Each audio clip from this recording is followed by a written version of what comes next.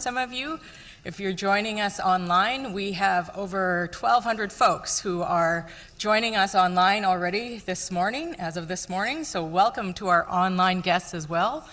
If you've made it to Chapel Hill, congratulations. I'd like you to turn to the person next to you and give them a high five for making it here. And congratulations for making it through 2025. It's great to be with you this week. My name is Kata Lang. I am the director of the conference. I'm looking forward to spending this week with you and greeting you personally, so I hope that you'll stop me in the halls or wherever and that we'll have a chance to catch up. But again, I want to warmly welcome you to Chapel Hill and to make sure that you have a great experience with us this week. And so we have a full agenda today for you. If you landed here by accident, the exits are here, here, and here. But we hope you're raring to go for a great week with us. I want to let you know that today's plenary is an exception and that we have some exceptional speakers here with us.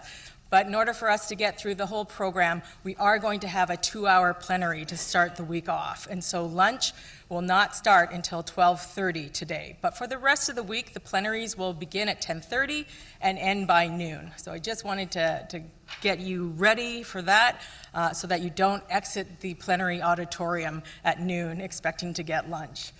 I do want to introduce you all to our Dean Nancy Messonnier, as she joins me on stage. You can read her bio, but she has an impressive history and career in public service and committed to public health. And so I will let the Dean speak.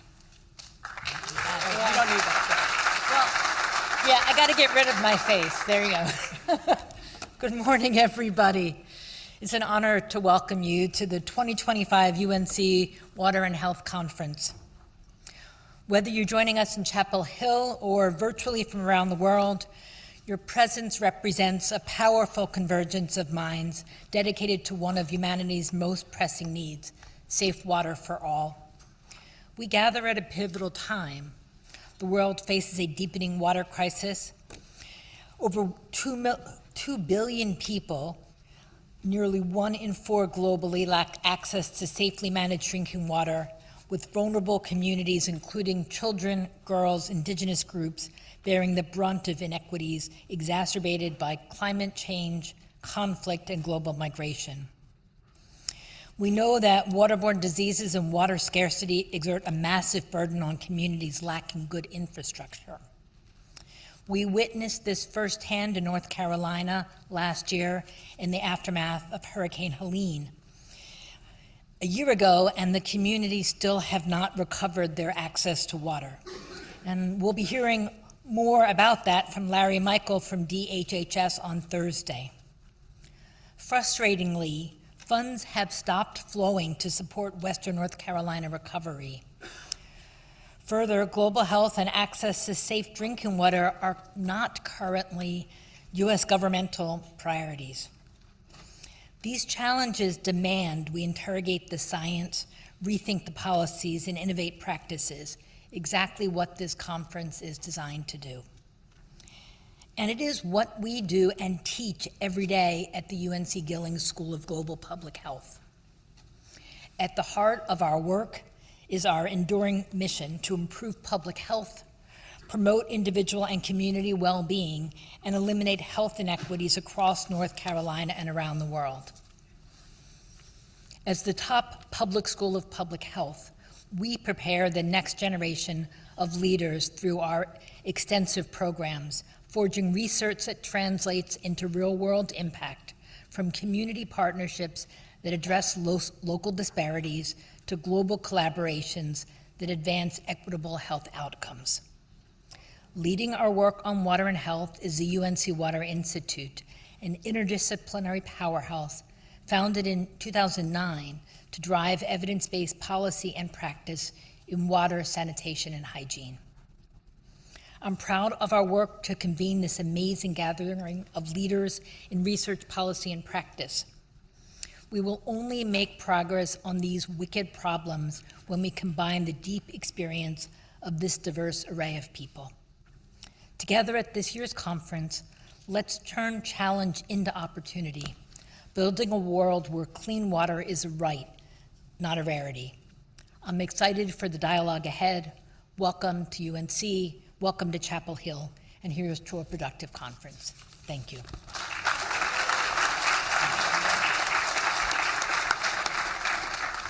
Thank you, Dean Messonnier, for those introductory remarks, and again, welcome to Chapel Hill, everybody. I now would like to bring on stage Dr. Joe Brown. He is the Interim Director of the Water Institute and a professor at the Department of Environmental Sciences and Engineering. Thanks. Thanks, Kata. Thanks, Dean Messonnier. Thanks for being with us, everybody. I hope everybody's doing really well this morning. It's a great pleasure and a privilege to be here with all of you, researchers, practitioners, policymakers, students, advocates, friends, on the opening morning of the Water and Health Conference. It's a great pleasure to be here. I'd like to begin by stating something pretty obvious. Things are not okay. The elephant in the room for this conference and in putting together this conference program has been the massive withdrawal of support in the aid sector for water and sanitation. There have been a lot of changes, a lot of difficult changes. Development funding for water and sanitation has reduced by about 20% around the world. Big bilateral programs have flatlined or gone in the can. The US has left the chat in global health, largely. We've withdrawn from WHO. We've ended funding for Gavi. A world without polio, which is a subject very dear to me, seems more distant than ever. USAID's been effectively dismantled, right? So the abdication of US leadership on these topics is going to mean fewer pipes, fewer pumps, fewer latrines, fewer people impacted, and ultimately more challenges for the world's poorest people. The political and financial restructuring is upon us. It's a new reality that we must adjust to. And even more concerning to me is the moral imperative that we've been working with for the last several decades, this notion that we're going to use the wealth from rich countries to deliver progress for people living in poorer countries because it's the right thing to do. That's the consensus that all of us have built our careers on is more in question than ever, right? So it's a new reality. We didn't choose all this, but we don't have the luxury of despair. Our work continues, the problems remain. So in that context, which is an incredible bummer, this conference is going to do what it always does, and I think it can serve some very useful functions for this community. First and foremost, this is a community. So many of you have been to this conference for many years. I've personally been to every single one of these conferences. And it is a bit like a family reunion, a big dysfunctional family reunion. It's a place where we come and learn about the best science. We discuss the decisions that need to be made to create more effective programming. We argue with each other. And it's not just the conference, it's also the dinner parties, the happy hours. This year, the sad hours will accompany the happy hours. And it reminds us that we're not competitors, we're allies in this important work, right? We're not competing for shrinking grants, we're working together. We have a rich program planned. A.Y. Young is going to be here. So have a look at that in the program if you don't know A.Y. Young's music. There will be some celebratory moments built in. We're going to commiserate with each other. This is not a cult. I'm making it sound like a cult. It's not, but it is a very important community to me, and it helps us build solidarity, which is the basis for action. Another thing this conference will do is hopefully stimulate conversations, dialogue. There are other conferences you can go to that are mostly composed of people who want to hear themselves speak. We listen here, we dialogue. We get real, we get honest about our mission. And as I've become more senior, one of the things I've observed is that one of my occupational hazards, maybe the most pernicious one, is thinking that you've heard all this before, right? You hear the same themes, the same problems. But I want to challenge all of us to really go deeper this year, to really try to find what's new and inspiring from what's being presented. attend the scientific sessions. We have a lot of junior researchers here presenting excellent work that really will move the field forward. And yeah, I think take some inspiration from the content, right? This is going to help us really double down on our commitments around why we're doing the work that we do, why we're here in community, and how we can move productively forward. And that's going to help us avoid burnout, which is another occupational hazard right now, is seeing all this bad news, seeing the money being sucked out of the sector and thinking, we're cooked, right? We're not cooked. We're going to come together and figure out a way out of this. We're going to need that to sustain our work. So I deeply appreciate everybody being here. It was a challenge. Lots of people's visas were denied. Lots of people faced new headwinds in getting here. The funding that supported big groups of people to come to this conference previously is not present. And I think we want to hold space for those folks and also just be thankful that we're all here together and we can have this conference. So I really appreciate everybody making the effort. Thus concludes my preliminary remarks. So for today's program, we are going to go big in terms of the big picture around what's happening with global development. Before I introduce our first speaker that we're gonna have a conversation with, I would like to say that this conference is going to use a lot of Slido. Has anybody used Slido before? Hands, a few people? Okay, it's easier than it sounds. You don't have to download an app, but you do have to scan a QR code if you are willing to do that. QR code's down there. I'll show a bigger version in a moment. And you can submit your question through the Slido site. And it will be visible only to you until it's approved by the moderators, and they may decide to answer you directly, or you can see the response. You can upvote people's questions. So questions can be raised up to the top so the moderators can see it. And the more popular ones, if you ask a really good question, has a greater likelihood of being put to the speakers, okay? This sort of solves our having lots of people standing at microphones problem, which we often have. This is the QR code. I'll leave it up here for just a second if anybody wants to have a look at it. And just some tips. I was told tips for submitting questions. Keep it short. Good questions is, one sentence with a question mark at the end, right? That's seems like everybody should know that, but this is more of a comment than a question. Is not a thing. Make sure it's not repetitive. If it's been asked before, don't submit it. And ask about things that you're interested in and you think would be interesting to everybody else in attendance. Ask the big questions. Don't shy away. So with that, I'd like to introduce our first speaker. And what we'll do is we're having a conversation, and then we'll have a panel that really sort of zooms in on the WASH side of things. We've invited Raj Kumar to join us this morning, and nobody has their pulse on global development like Raj. He's the co-founder, president, editor-in-chief at DevX, the media platform for the global development community. DevX has chronicled in real time all of these changes that are happening in global development, and they've got some ambitious new reporting that they're launching that maybe Raj will tell us about. Raj is a media leader, a former humanitarian council chair for the World Economic Forum, and a member of the Council on Foreign Relations. He's also the author of an excellent book, The Business of Changing the World, which is a go-to primer for people who want to understand the ideas, the people, and the technologies that are really transforming the global aid space. So I now welcome you, Raj, to the stage.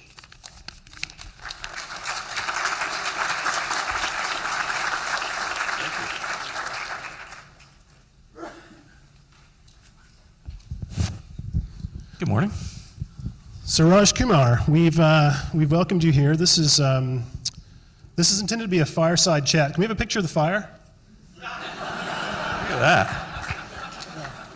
We're gonna warm ourselves by this fire this morning. You can move on if you want. The QR code will still be up here. So Raj, thanks for being with us. I wanted to start by asking you a bit about how money works in development, because first on a lot of people's minds in this room is really the changes to funding that we've seen, not just the dismantling of USAID, but the pullback from many countries around aid programming. So I wonder if you could maybe talk us through how aid is funded typically, and then what changes you're seeing right now, just in the big picture. Yeah, happy to. Good morning. Good to be with you. You between the "Oh shit" title and the dumpster fire, you have really captured my year. Sorry. It's been something. I will never forget when one of our great reporters reached out to me January 29th and said, "I think they're stopping all work at USAID." And I said, "That you got to have this wrong. You check with your source again. That's not possible."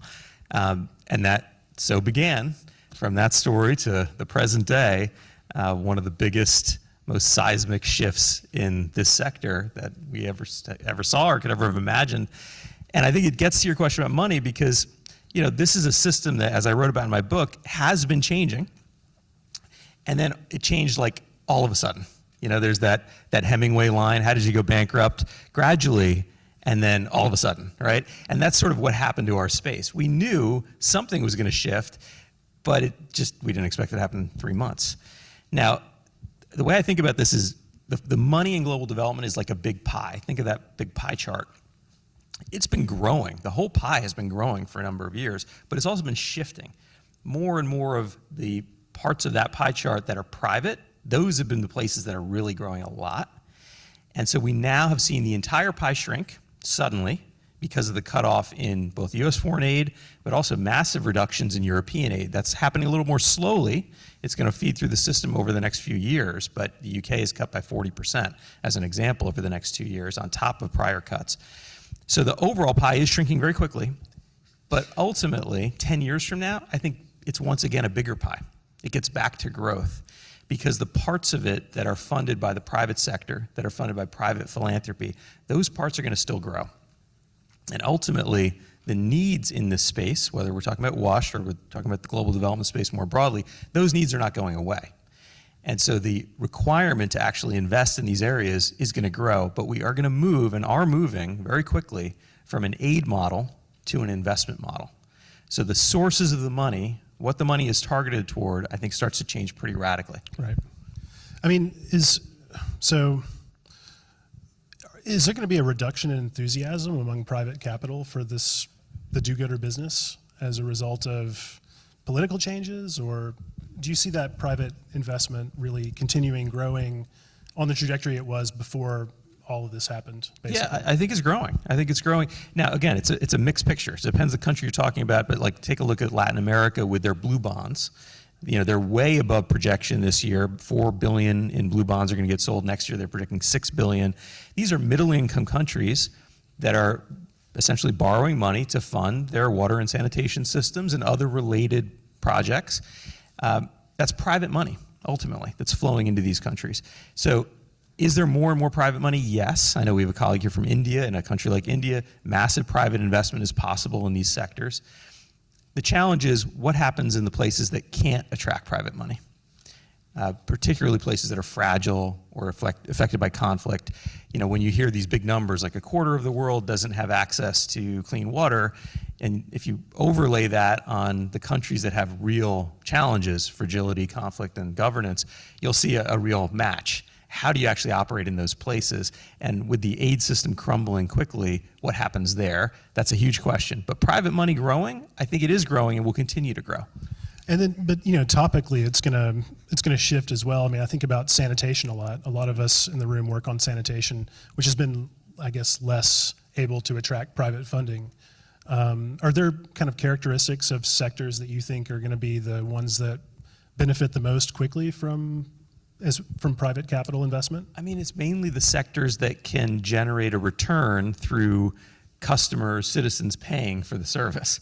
And I think ultimately, as we move from more of an aid model to an investment model, the obvious ones like power generation get a lot of attention because it's easy enough for a company to invest and figure that people will pay back through the rates. I think water and sanitation is a lot trickier because you got to go through the policy environment, the governance, and you ultimately have to get people to value both water and sanitation to be willing to pay for it. If you don't unlock that, it is unlikely you will see real private sector money flow. Private philanthropy can flow, and that's growing too a lot. There's now a little more than $3 1,000 billionaires in the world. They control about $16 trillion. You know, some of them you know very well, and they are now funding at the level of governments, sometimes much bigger than most governments. I'm leaving from here to go to Paris to interview Howie Buffett from the Buffett Foundation. And you know, he and his family could end up being at the scale of the Gates Foundation, which is $9–10 billion a year. That's like Germany now, you know, in terms of their development budget. So, you know, there's going to be a lot more private philanthropy flowing too, and that might help fill some of the gaps in some of these places where there isn't a market for the intervention. I mean, I think about the effective altruist community, which was sort of hitting steam before all of this, and kind of the role of evidence. You know, if you're a billionaire and you want to make an impact, kind of what are you looking for in projects? And can you maybe talk us through how that community of these billionaires who are going to ride to our rescue, hopefully, how they look at evidence and how sort of that would square with, you know, what you think sectors like ours could really do to increase our likelihood of getting some of that funding? Yeah, I mean, first of all, we all know that USAID and government money came with all of its own challenges. Billionaire money does too. This is not a simple new paradigm we're moving into.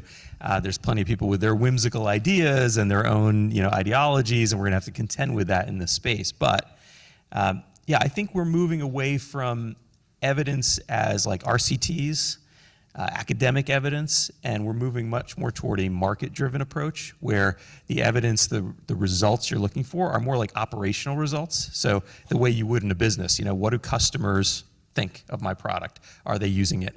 Are they paying for it? So I think operational implementation metrics, those are the kinds of things that are going to drive philanthropists and others to get in the game, because they don't want to be funding something forever.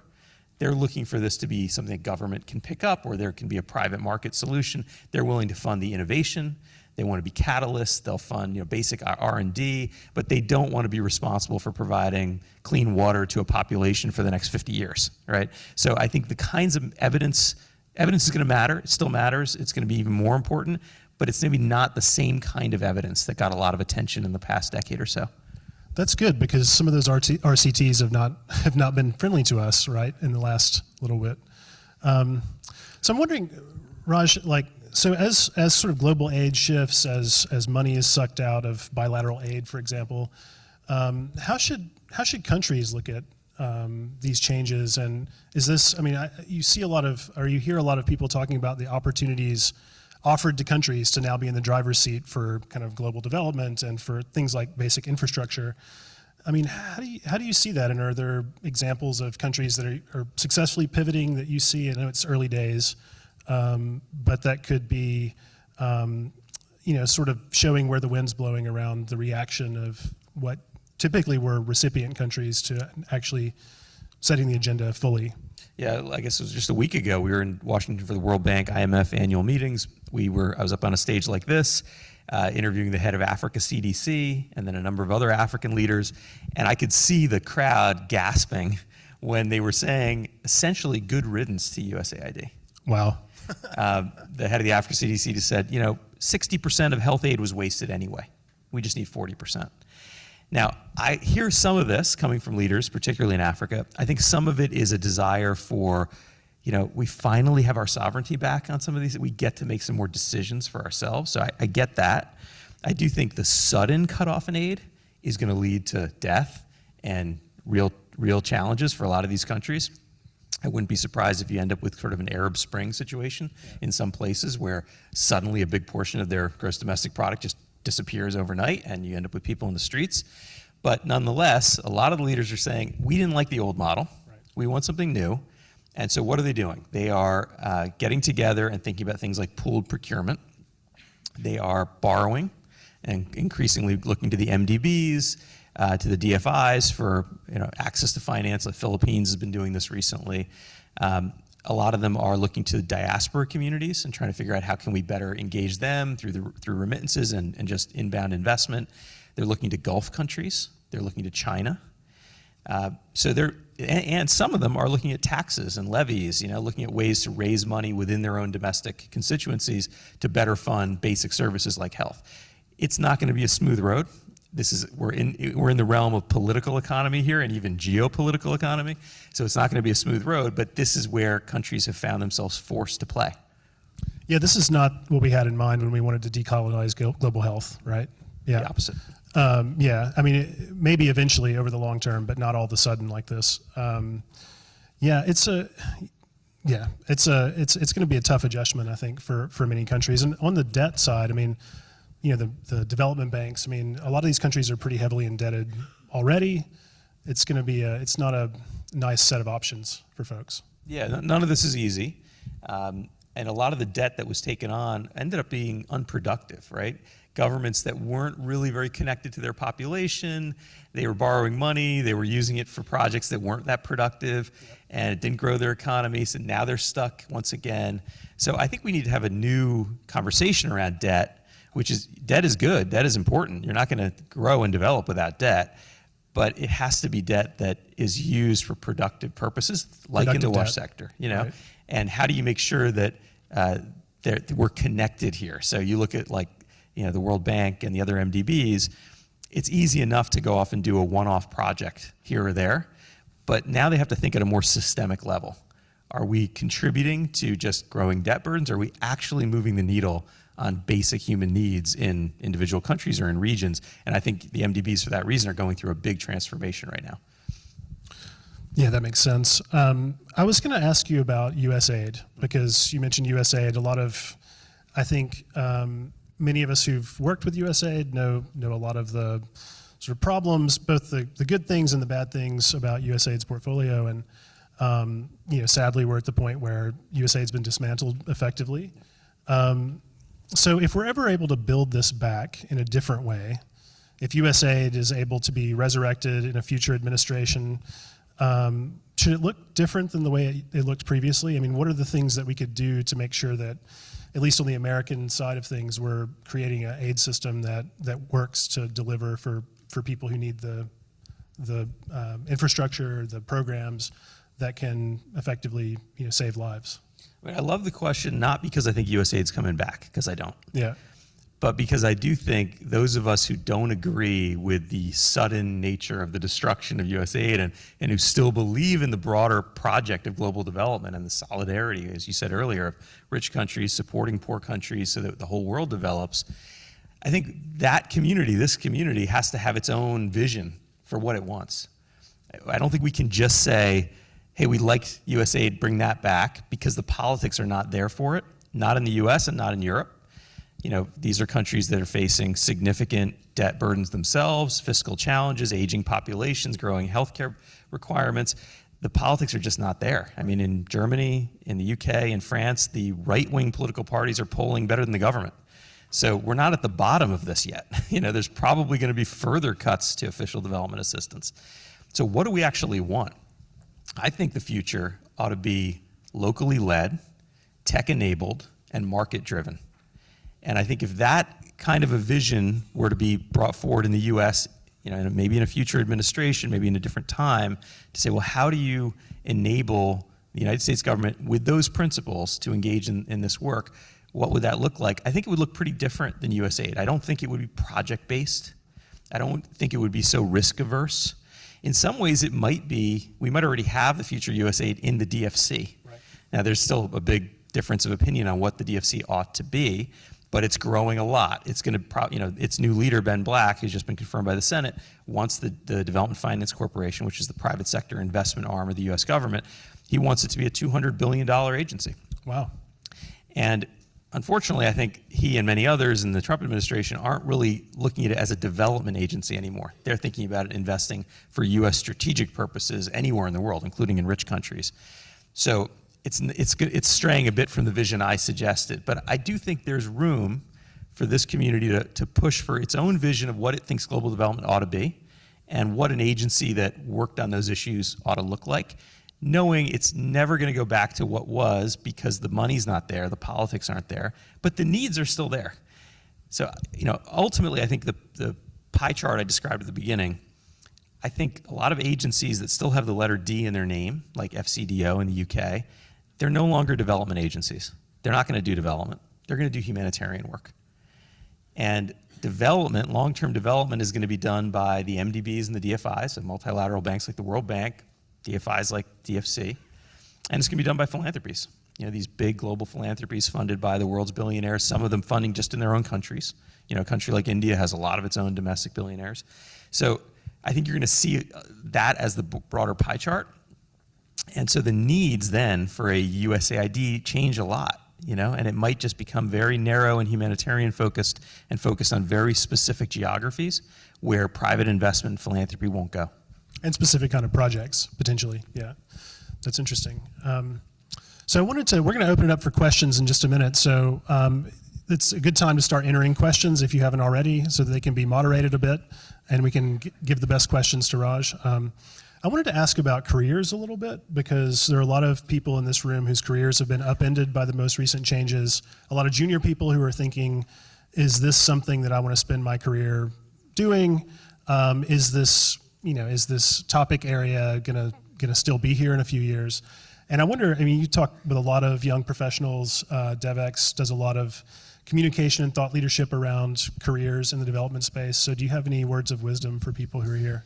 I mean, it's been a seismic shock, right? You have so many people who've lost jobs, so many others. I've talked to grad students who are in programs right now, about to graduate and thinking, what do I do?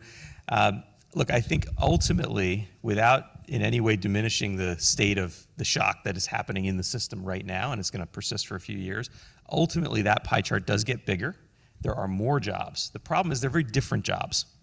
So it's not the career track that people have been on. And it won't be so simple to just continue down the path you might have been on or had planned to be on. What do I mean by that? Well, a lot of development's going to go local. So there'll be a lot more jobs generated locally. A lot of them are going to be generated through private sector-based systems that address development needs. Mm-hmm.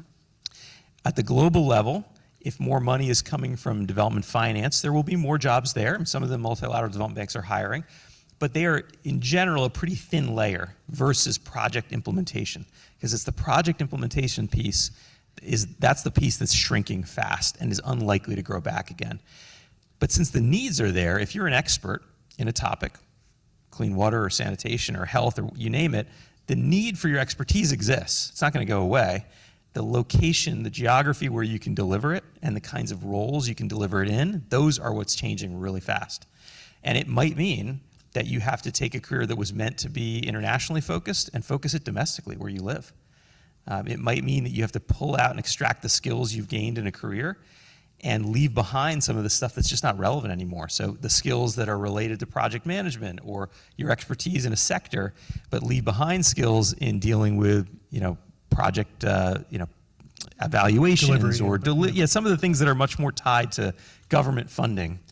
And leave those behind and really remake your resume. So I've talked to people who have had an amazing career in the USAID world who now have to write a resume that sort of leaves the word USAID off of it. Wow. It's a very hard thing to try to do, but you have to go through that exercise, I think, in order to figure out what is this next path for me. Right. No, those are wise words. I think a lot of people are grappling with that. I wanted to ask you finally about the UN organizations. So how is their role maybe evolving in this moment as you see it?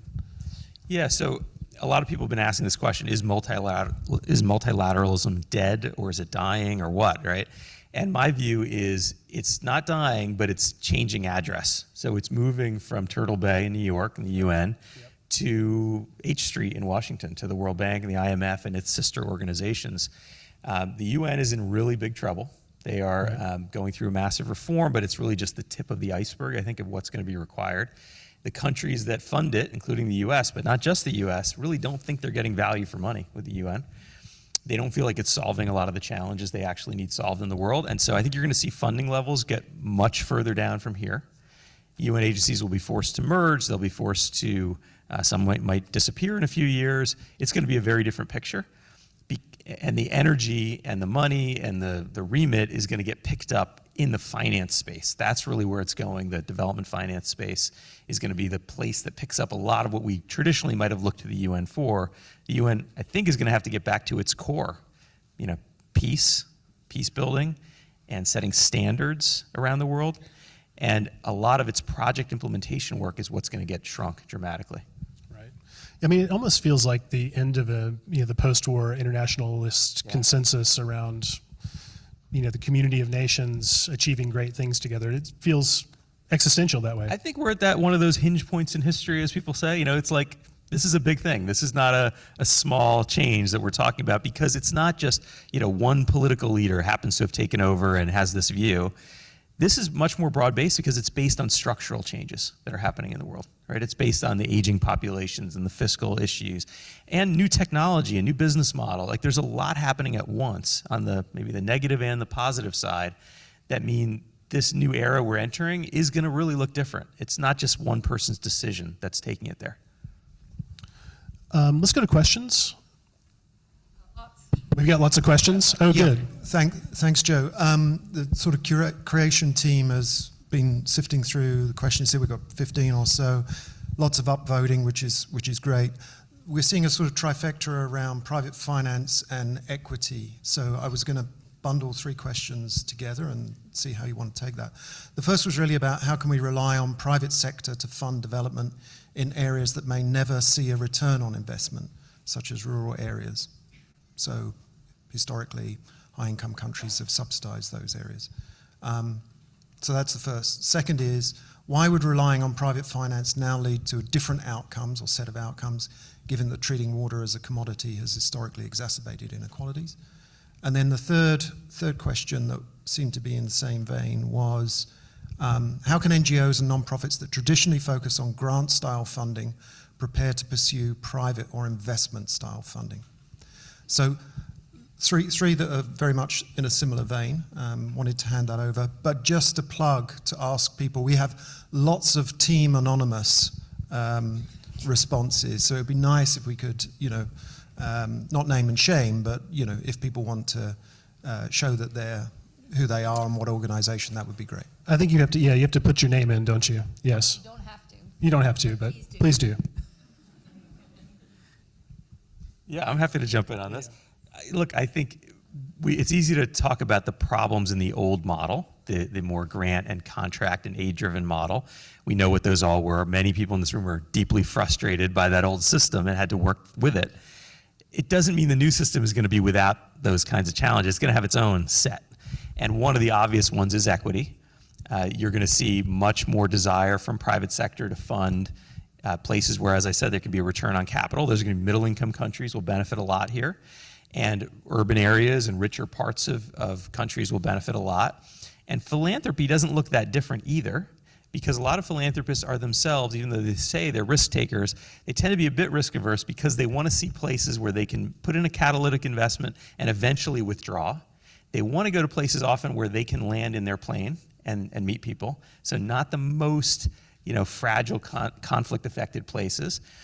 So I think there is a real gap here, and a lot of places will get left behind. A lot of people will get left behind. And overseas development assistance has not gone to zero.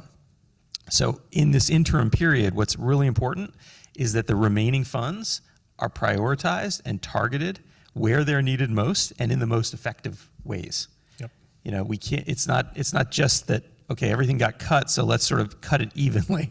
You've got to prioritize funding where it's absolutely needed, and places that can raise money in the private markets, that can borrow at concessional rates, or even reasonable commercial rates. Those places, that's what they should be doing, instead of using precious overseas development assistance in those countries.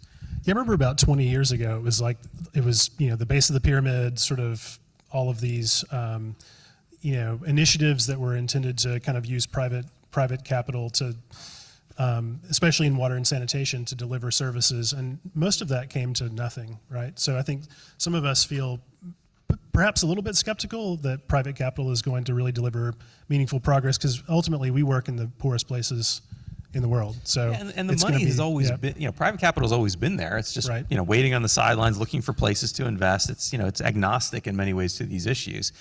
The reason private capital hasn't flowed is that you don't have the enabling environments in a lot of places. You don't have the policy, you don't have the regulations, you don't have the rule of law.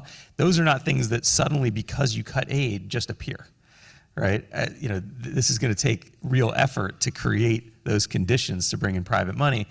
And yes, the MDBs and the DFIs can help that, and certain governments are, now feel the pressure to move faster on those things, but it's not overnight. And that's why I think we're going to see the damage from these cuts are going to be real. And it's the speed of them that's the real thing, the pace. We've got this big initiative at DevEx that we've just launched where we're sending reporters out all around the world just to actually try to find out what's happening from the aid cuts. What are the anecdotes? What are the stories? So we can hopefully lead to a more informed debate in this country and elsewhere about, what should the future of aid look like? But without that, it's been a little bit opaque so far to know. This community has a feeling that things are going to be bad because of these cuts, but it's hard to point to specific evidence at this early stage. And as a result, it's easy to say, oh, private sector is going to come in and solve it. But that's probably not where we're going to see the negative impacts from the cuts are not going to be easy places to attract private capital investment. I'm so glad DevEx is taking that on, that project of trying to really measure and account for the impacts of the cuts. Can we have another question, please, from the panel? We have one more about the flavor of aid going forward, and the question, again, is from Team Anonymous.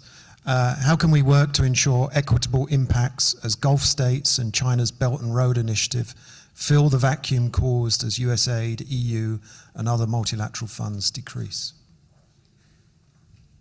In some ways, the world thought, well, China is going to kind of change and become more like the West.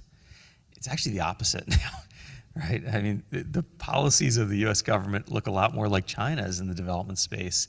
And I think Europe is going in the same direction too. So everybody's now in this very transactional mode and thinking about how do we use our precious overseas development assistance to do deals. And so I don't think it's that we should worry about the Gulf states and China and that they're not going to be thinking about the kind of moral questions.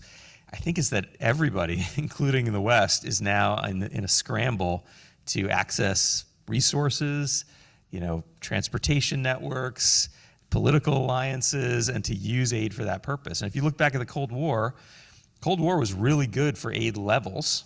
The US government spent a lot of money, the Soviet Union spent a lot of money because we all were trying to buy favor all over the world.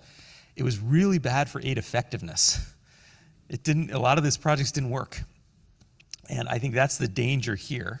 So we don't have to go that way. There is still a lot of room for a new model that is private sector oriented, that's locally led, that's not just top down, but also bottom up.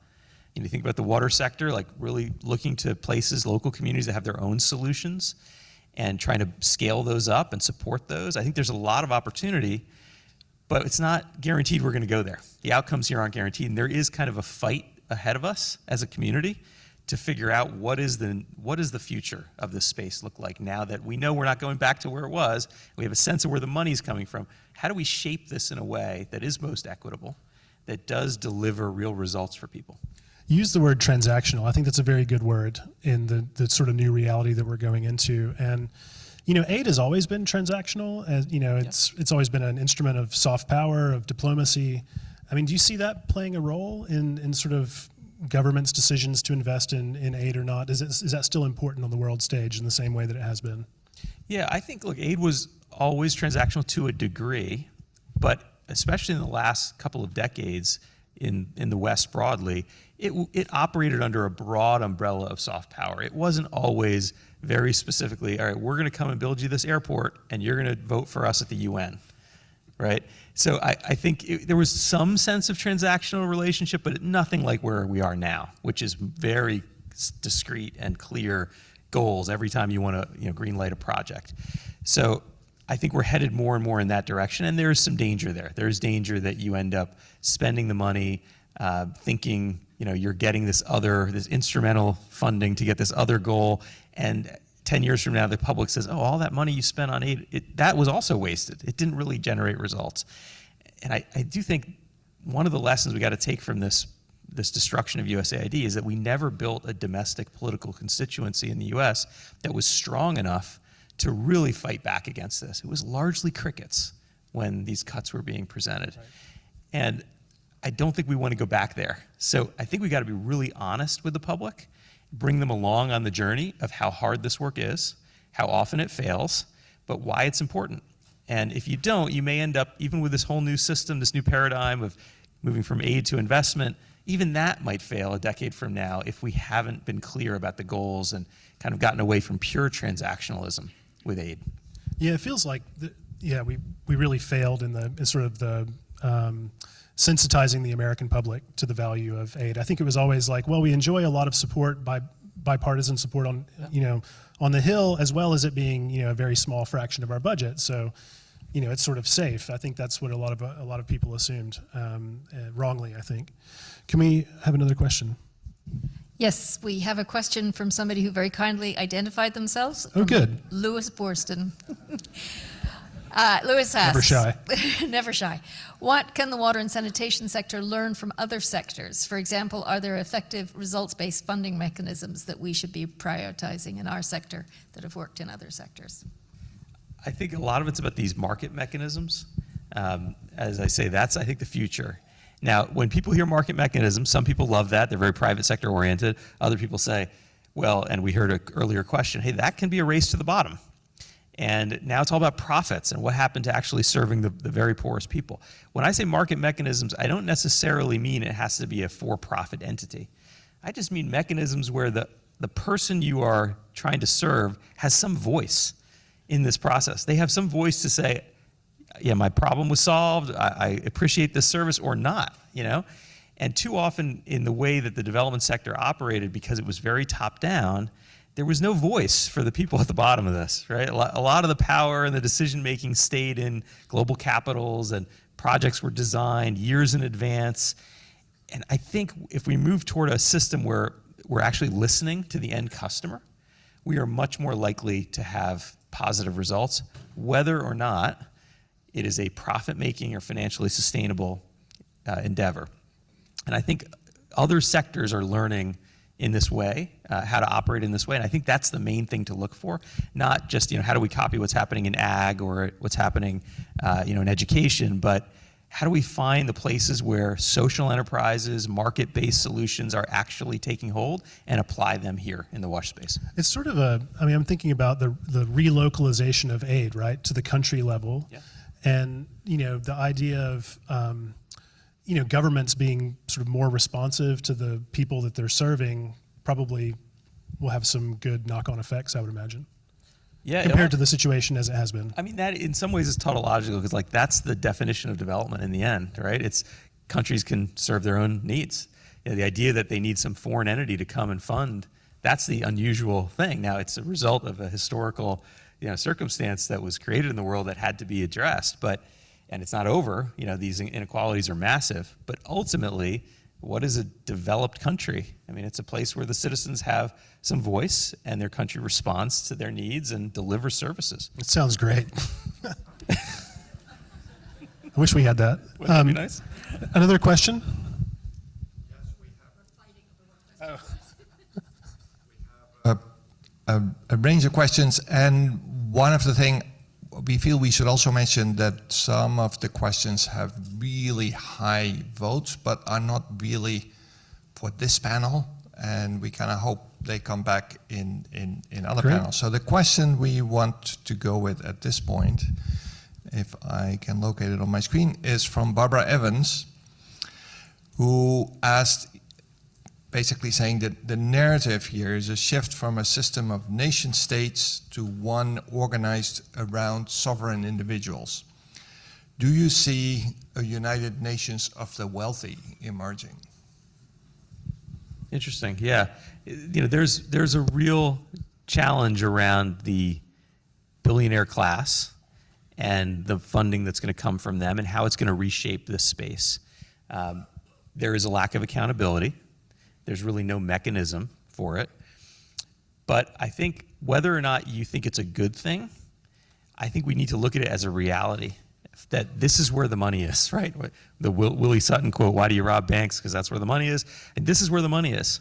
It's a side effect, maybe, of the massive income inequality and the way the global economy has been structured, that you have this kind of wealth at the top. It's something we've never seen before in human history, this level of wealth.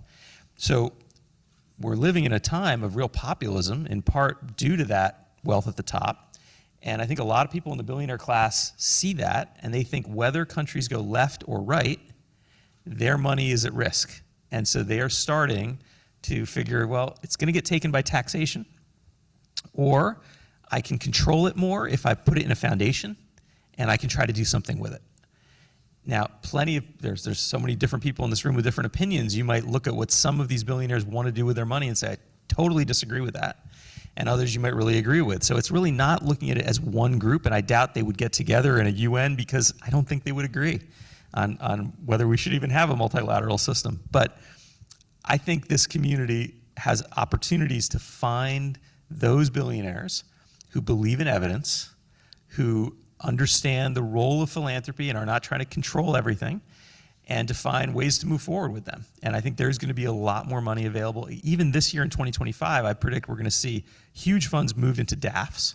That's donor-advised funds in the US, because of people worried about that money getting taxed ultimately. You know, there was a big fight in Congress about taxing philanthropic funds, and they ended up with a much more modest tax than what many had proposed.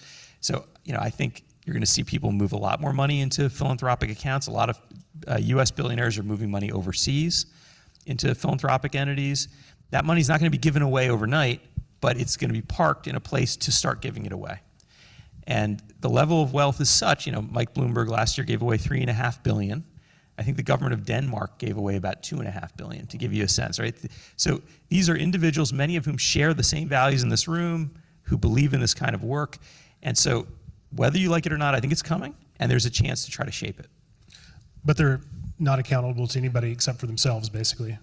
Yeah, they're which really scares some of us. Yeah, no, and I think that's why there's a role for journalism. That's why there's a role for, you know, the research community, the advocacy community, to try to hold up the things that they do that work and that are based on evidence and science, and then, you know, when necessary, talk about things that aren't working and hold them accountable. But, you know, look at somebody like Mackenzie Scott, who's now given away, I don't know, is it close to $20 billion or something like that, in the teens, I think, with no strings attached to local community-based groups all over the world. It's hard not to applaud that. You know, I don't know how effective it will be, Sure. but she's not trying to kind of, you know, generate some new revolution around the world on her terms. She's really just giving money to local groups and saying, do with it what you will. Yeah, it's Well, great. we have a great question from the audience that kind of follows up on that. It's a question from Nat Painter, who basically said, look, these, whether it's community interventions or market mechanisms, they need investment in policies, in regulators, and in infrastructure that is often outside the kind of funding that is provided by philanthropists and other mechanisms. How do those areas continue to get the critical funding they need? I think a lot of it's the multilateral development banks. Now, they're limited. They have only so much grant capital they can use for technical assistance, but I think that's the future. So you'll hear the term in development finance used a lot, the capital stack, right? And the capital stack is sort of all the different kinds of money you need to put together to engage in some large-scale project. Some of that money is, you know, your pension fund money, where you think, I want to retire one day. I don't want to risk my pension fund money, but I'm willing, as part of a capital stack, to include it because it's the most senior debt, it's guaranteed, it's going to earn a somewhat lower rate because it takes much less risk. But as you think of that stack, somewhere in there you might have philanthropy, giving away some money, helping make a project possible. And somewhere in there too, you might have at the very bottom policy, because none of it exists if the government doesn't have the right policies that allow you to invest in that sector. And so that's kind of, I think, what the question is getting at. Well, who's going to help governments get to the point where they have the right policies that might cost money? So I think multilateral development banks, as they are generating more political support today, as they can ideally, and they are having some success bringing in private money, they will be the ones that ultimately focus on that. And it will be more limited than in the days when official development assistance through USAID and others were doing that kind of work, but that's where I think the locus of activity will be. Let's maybe have one more question. It's a slightly provocative question, so that's why Great. we kept it for the last. It's from John S. Looking back, what specific charge against USAID was the most viable criticism? What were they actually right about, and why didn't we see that? Yeah, so I think it's important to understand, because this is a group these people have so many graduate degrees in this room, right? We tend to want to look at things in this very rigorous way and assume if something bad happened to USAID, there must be some cause that we can identify, some real fault. The truth is, what happened to USAID was think of it like a car crash. It was not really some circumstance created by a mistake somebody made. It was really just politics, ultimately. Even the people who ultimately killed USAID didn't even plan to. They found themselves in a position where that ultimately made the most sense and became an example they could use to try to take on other government spending. So it really wasn't just about USAID. But I think the logical argument about why we wouldn't want to rebuild USAID today, even if we could, to just rebuild it right back to where it was, is the argument you hear from the same African leaders I referenced earlier, who said we didn't like that system to begin with. We didn't like that it was very top-down, that people were coming and telling us what to do. We didn't like that it was developing parallel systems. So you'd come to the country and say, we don't really trust your government or your health system, so we're going to build a parallel one. That was never a great model. We didn't like the fact that it was so project-based. Instead of thinking about systemic change in a country, getting government to pick up a service and just do it forever, or getting private sector to do it, or some combination, it was a 3 to 5 year project with milestones and a budget. That's not really the right model for development. So I think the political charge against USAID had nothing to do with the real critiques that this room might have of that system, and we shouldn't conflate them, because we might then think, if only we could fix that, we'll get it back. And that may not be the case at all. This was much more like a car crash. We talked about this earlier off stage, Joe, that you could tap on the shoulder almost any American today, maybe almost anyone in the world, and ask them, hey, have you heard about the condoms going to Hamas and Gaza? And they know that story, right? That lie, there was nothing true about it, was spread all around the world, and it framed USAID. That was not a legitimate critique. That was just a lie. There are legitimate critiques, which we should take seriously to try to reform the system and make it better, but that's not what happened here. And also it's not just USAID. It's all the other bilaterals. Political support is crumbling across rich countries in some very real ways. So, it in some ways is about the global sort of realignment of politics, right? It is, and I am more hopeful that some countries, I think there's like a coalition of middle-income, advanced economies, but middle powers that are coming together in a much more constructive way than the U.S. So countries like Germany, Spain, which is increasing its aid budget, Canada, Norway. I see some of these countries coming together and saying, there's a middle road. We don't have the political backing to dramatically increase aid, and we might even be cutting it a little bit, but we're trying to be really smart about it. And we're trying to, invest in the multilateral system and the basic idea of solidarity, and be practical. Bring in the private sector where it makes sense, bring in philanthropy where it makes sense. So I think, although in Washington where I live, things look a little bit bleak, I think there is real areas of progress, and this is not a story that's all going in one direction. And we shouldn't walk away thinking, nothing is possible now. The winds are against us. There's a lot of really good things happening in specific geographies, specific countries that are taking on more responsibility for their own development. A country like Indonesia, Minister Bodhi, who is a private sector guy in the Ministry of Health and is looking at domestic manufacturing of medicines for a big economy. There are a lot of countries that are moving on their own in the global south, and then there's a lot of rich countries too that are taking this as an opportunity to be really practical and pragmatic about how they go forward. Thank you so much. This is a nice place to transition. So everybody, we're going to now transition to the WASH panel. So I'm going to invite Clarissa Brocklehurst to come up and introduce what we're going to do next, which is pivot to more of a WASH-specific panel. There are more panelists who are going to be joining us on stage. And I really appreciate it, Raj. Thank you for being here. Thanks, Jeff. Great. Thanks. Wonderful. Sorry, you don't get to leave. Oh, right. I stay up here. You're going to stay. Okay, sorry. So thanks for that great conversation. And thanks to you for all the wonderful questions. The question curation team here has been having a great time looking through.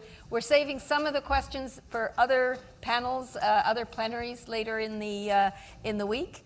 but keep sending us the questions.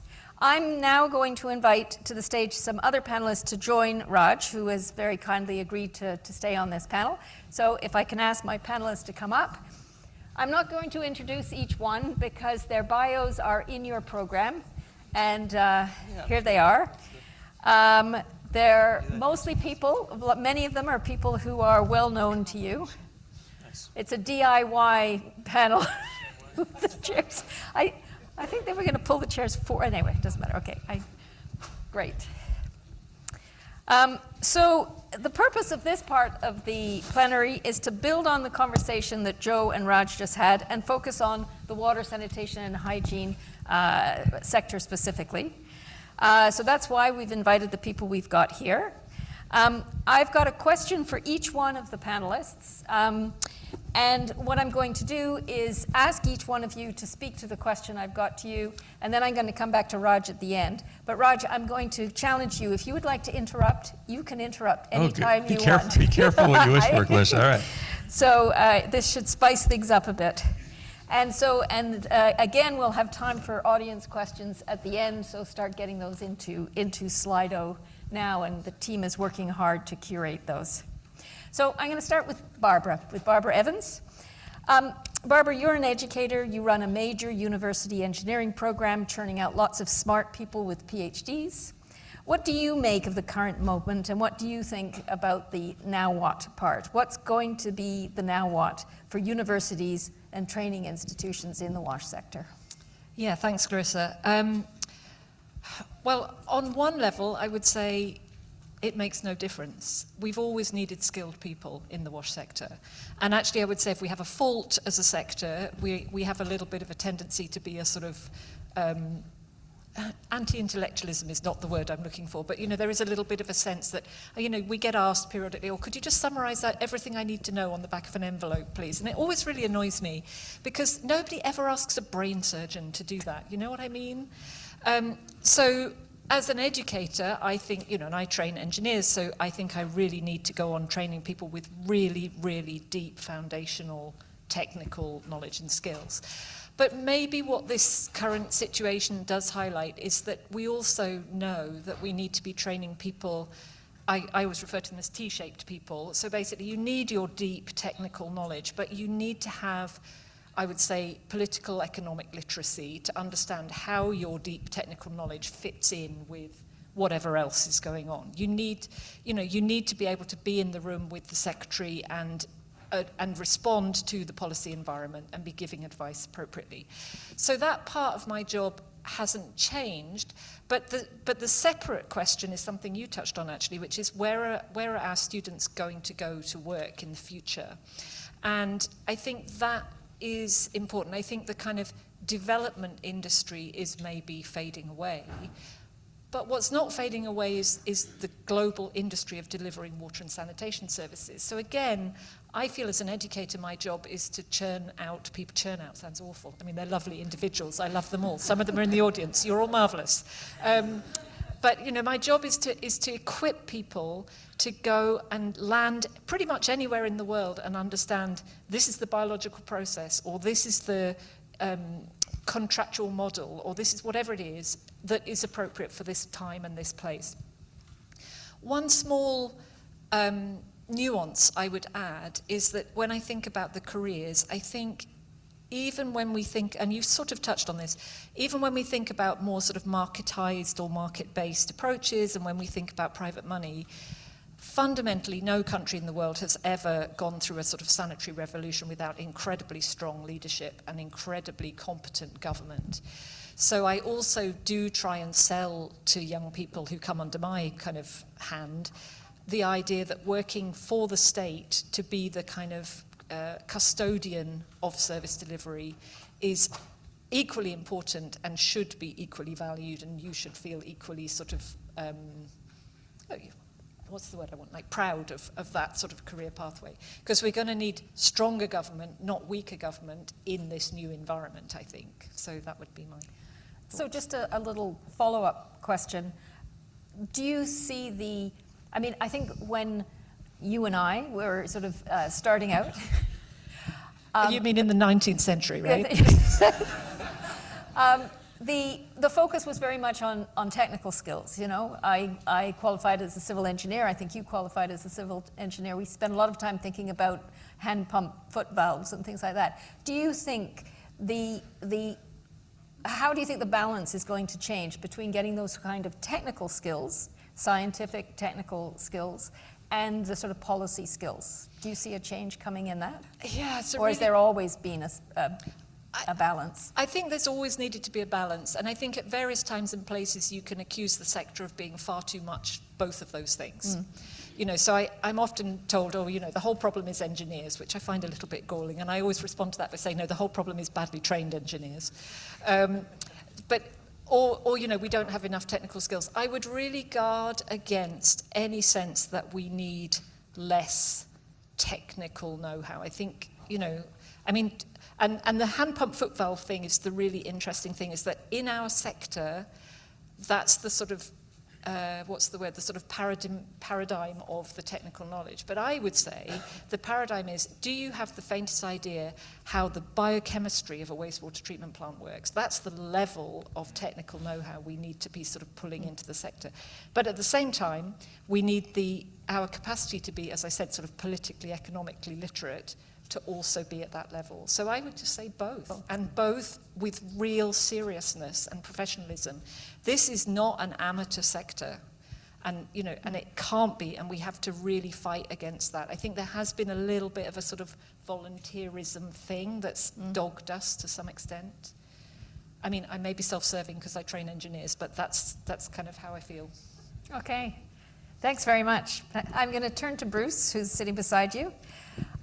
Bruce, you've been at WHO for many years. You have been going through the upheaval that has been happening at WHO. And I'm hoping that you can talk about the now what for UN agencies in general. We know that there's big cuts, major reorganizations at WHO and other agencies that work on WASH, like UNICEF. So what future do you see for UN agencies? I realize this is a ridiculously big question, but particularly bringing it back to what that means for the water, sanitation, and hygiene sector and the landscape that's changing. Well, I think you're right. It's a big question, and Raj, you touched a little bit on it, but it's important, I think, to step back and just understand this complexity of the UN system, especially even with water. I mean, many of you are familiar with UN Water. There's 36 agencies at least working on water. And if you look at country-level work, there's often 20 UN agencies in a country. So I think this idea that, yeah, this is, you know, kind of bureaucratic and duplicative, and you mentioned value for money. I mean, I think there's that is in the background. This UN reform, I think, is in the background. And I think it's partly also one of the things I think we'll have to consider. We talked a lot about money, but political kind of support for WASH and water. A lot of folks are very excited about another UN conference next year in December with the UAE in Senegal. But we know it's also a non-negotiated outcome. That's decided already. That modality is, so that the aspirations of the countries themselves are, you know, it's a little bit, we're operating in a tough space. We saw with the plastics treaty as well. So that's one aspect. The other aspect is just the reality of working in a UN agency today, when you've had 30 to 40% budget cuts. Not every agency is hit in the same way. But I would say, when you asked about roles, I think in the near term there's going to be similar roles, right? But diminished roles. So when and it's not just because of the last 1 or 2 years, but I've seen people in the WASH community at WHO, at country and regional, and for the first time at regional office level, retire and not get replaced. So we have whole regions where people are, you know, you have an unfunded post. You know, norms are important, guidelines are important, and there's this, you know, a lot of expense with that, you know, systematic reviews, hundreds of studies. You know, you wonder if that's going to be on the table, and all this rigorous monitoring that we're so appreciative of on SDG 6. So I think in some ways, you know, WASH is being swept away in this broader, you know, kind of storm we're seeing now. And I don't think, as we talked about earlier, Clarissa, I don't think anyone's like actually specifically steering the bus on this. I think that, the senior folks are basically saying like, look, reduce your budget by 30%, and it's kind of up to us in many ways to deal with the granularity of the response. So, and actually when you talk about education, I'm thinking, okay, if you're in the UN system now, you can no longer, I think, be kind of I don't want to say a narrow wash engineer, but you've got to be, you've got to deal with climate, of course. You've got to deal with water resources. You've got to deal with public health. You've got to deal with so many things because you're sitting there, and at whatever level you're at, you've got to interface with all this. So ultimately, when we bring it back, I don't know, in years to come, if it's going to be merged agencies. I suppose it will be. I don't know. I don't know if UN Water will become potentially consolidated more like an agency, or it'll just disappear because it has no legs, because water and all the individual agencies will be diminished. But I think there will be one technical hub, for technical assistance, right? Like, we can't be in this situation where there's, countries are still asking for technical assistance. We're still getting these questions, and we've got to be a lot more coherent about how we, present that data, respond. And then the other question I have, and I'll just kind of finish with this, is the whole issue around multilateralism, because I feel like in some ways we're the purveyors of guidelines to some extent. But then there's the whole multilateral thing where you sit in the back of the room and the member states kind of hash it out together. And I think there's going to be a lot more of that, convening but without necessarily instructing, like the sort of sovereignty thing you were mentioning. But I will say that there are many countries that are dependent on the United Nations, that are dependent on aid, that are fragile, that are experiencing really tremendous disease outbreaks, and they need it. And so in the immediate term, we just got to do what we can with less. And that's where I'll end it, Clarissa. I don't have an answer. I think we're finding ourselves, to be very honest. Everyone is a little bit uncertain now. Morale is low, but people want to work, Thanks. I'm watching Raj's eyebrows to see if there's a point at which he wants to intervene. But so, what I'm going to do is I'm going to go next to Joel, because I want to pick up. Joel, you worked for many years for the World Bank. There's another mic here. Yeah. You worked for many years for the World Bank. Raj made several references to the role that he thinks that development banks are going to try to fill. We know that development banks want to increase their financing for water supply and sanitation. Many of them are trying to crowd in private finance. But just to pick up on the question about, do you think that development bank lending and private capital will fill the financing gap? And what do you think needs to change to make that happen? Thanks. I should say first, I actually no longer work for the World Bank. I retired about 18 months ago. I'm still doing some consulting and writing and advising, but I'm not an employee of the bank, and I'm not here as an employee of the bank, which may lead me to be a little more provocative as a result. So I think I'm going to answer your second question first. I think the banks are, and I'm talking about all the multilateral development banks, not just the World Bank. I think they are, I agree with Raj, they are critical in some ways because they're the last man or woman standing in terms of big capital money, okay? If you take Raj's thesis where it's either going to be philanthropy money or MDB money, the MDB money is money that's known. Governments tend to like it. They particularly like IDA money, which is effectively a free grant. And they've used it quite effectively to build infrastructure. But as Raj has pointed out, what's really needed is not the infrastructure, but it's that enabling environment.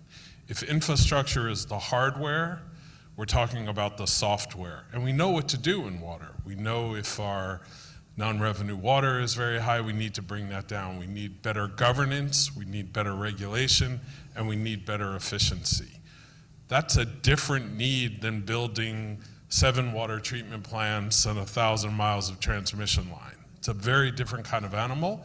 The banks do focus on that, But governments historically have not asked for that kind of assistance because they don't want to take hard currency money and use it for short-term technical assistance. And if we're going to get to the point where we get this enabling environment where we can truly move from aid to trade, we're going to need that enabling environment. And I've set up here other years, just to be clear, that's efficiency and governance and regulation, bankability, creditworthiness.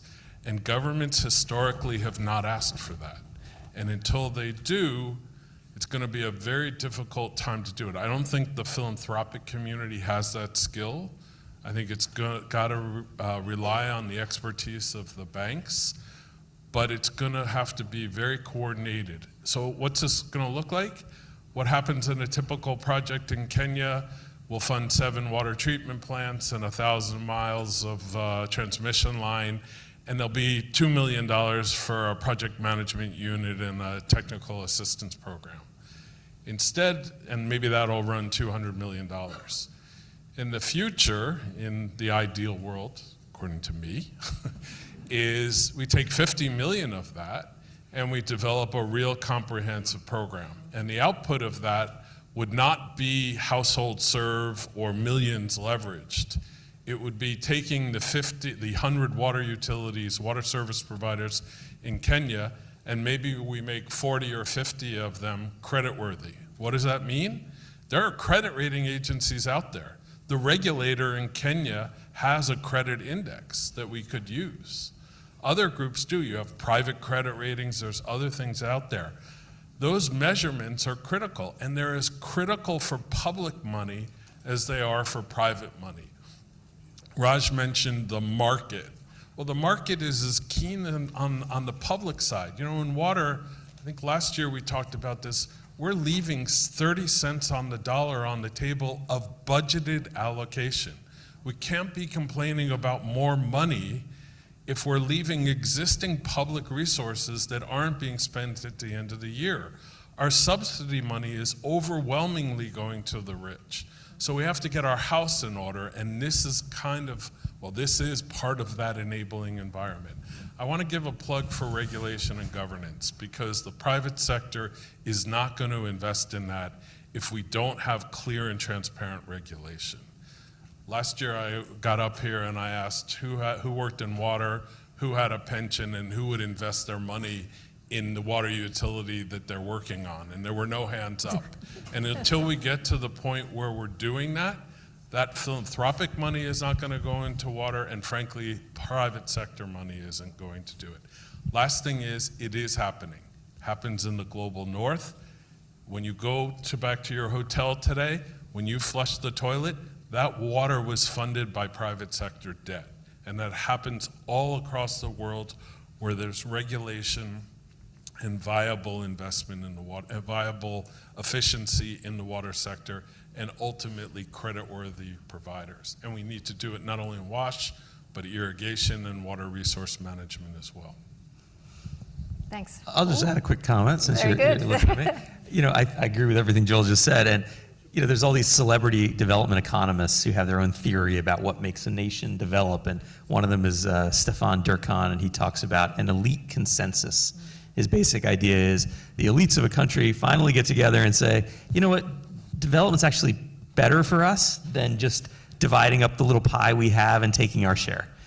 And I kind of wonder if we're getting to that tipping point, Joel, in some countries where you end up being able to say, look, there is the World Bank and the other MDBs have a lot of money we can give. The private sector is ready to come in.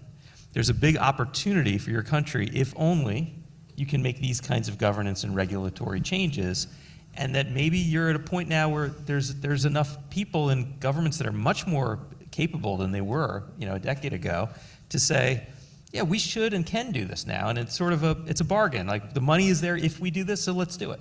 Yeah, and we know what to do, and actually it's being done. I wrote a piece a couple months ago on the Longway Water.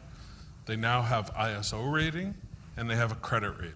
And if they can do it in the Longway, which is not usually on the list of investable environments, we can certainly do it around many of our service providers. Thanks. I'm going to turn to Jeff in a minute, but Barbara's eyebrows are going up and down, so. Can I say one small Yes, thing? absolutely.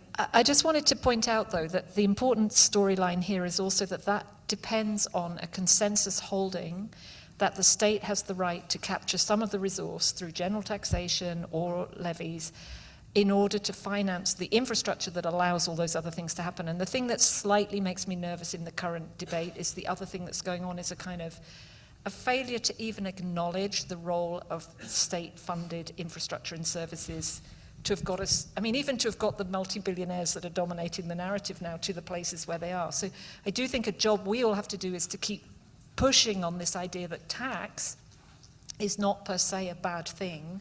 It's a thing that enables you to put the structures in place that enable you to do all these other things. And I feel at the moment we're in a very odd political debate where anything public and tax is sort of in a box marked terrible. And so that's part of our job, I think, to make sure that that connection is clear. That would be my position. Okay, Joel is levitating, so I'm going to No, let you. I'm not. Look, we're getting 2 or 3% of the money we need from the private sector. This is always going to be, particularly our CAPEX, is always going to be public finance.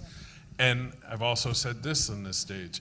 We only have, the only thing that's simple in water is our revenue stream. It's either going to be tariffs or taxes.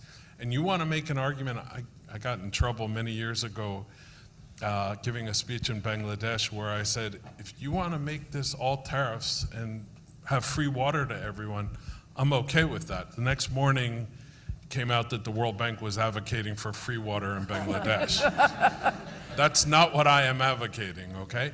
But if you want to make this easy, fund it through taxes. We do it in higher education, we do it in pre-K. I am not advocating this.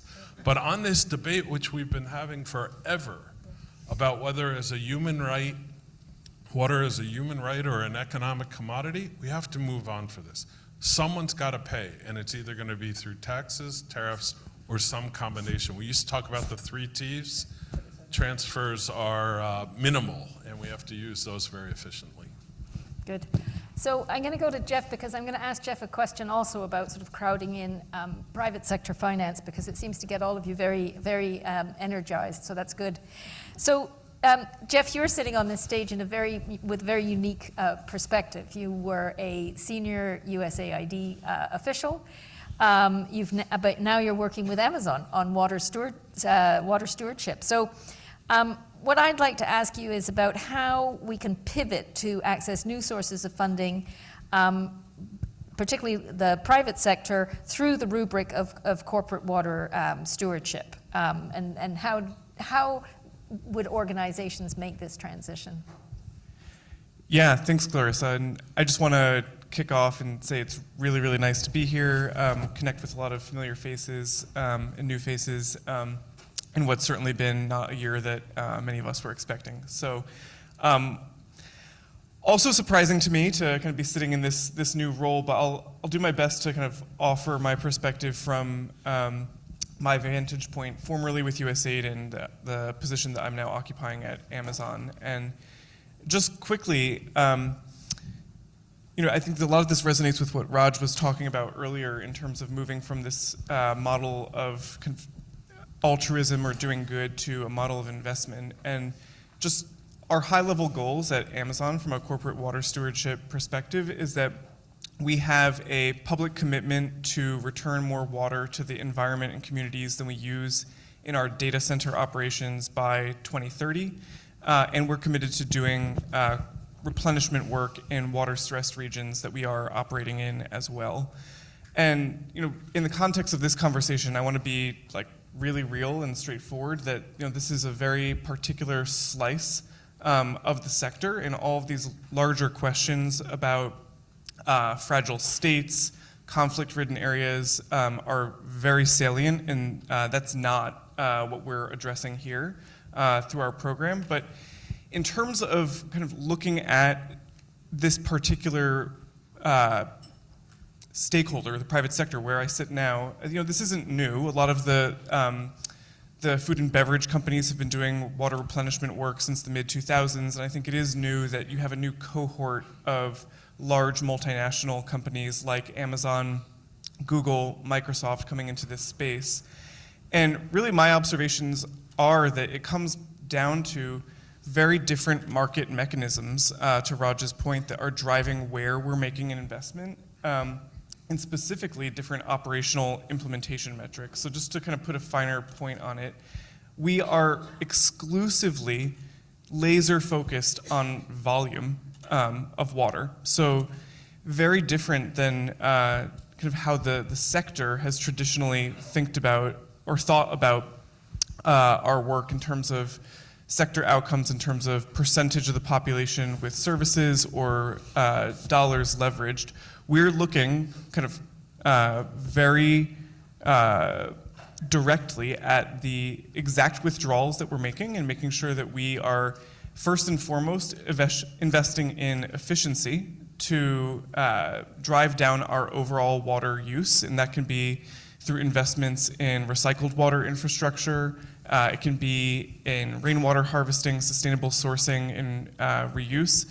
But then any volume beyond that, we're investing in replenishment projects. And this is, really at its core, not all that different than some of our foreign assistance programs. The practice and kind of field of replenishment is quite broad. A wash project that is generating services has a volume that can be quantified. A wetland restoration project that is restoring source water for a utility can be quantified.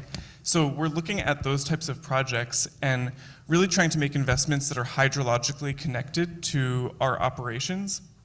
And critically, I think this is actually a boon and something that we can look at in the sector. We're looking to generate best results and to deliver projects that last 10 years in their entirety. So this is a very sharp departure from some of the short program cycles that we were constrained by at USAID and in the foreign assistance realm. So, from my perspective where I sit, it's definitely a different set of metrics focused on volume, hydrological connectivity, and where we're using water. But the opportunity to be creative and really think about how we structure projects that are the core fundamentals that we were talking about. Joel was just talking about non-revenue water. We're investing in partnerships with utilities in Mexico, Brazil, and Egypt, deploying technologies to identify the exact location of leaks for utilities to repair.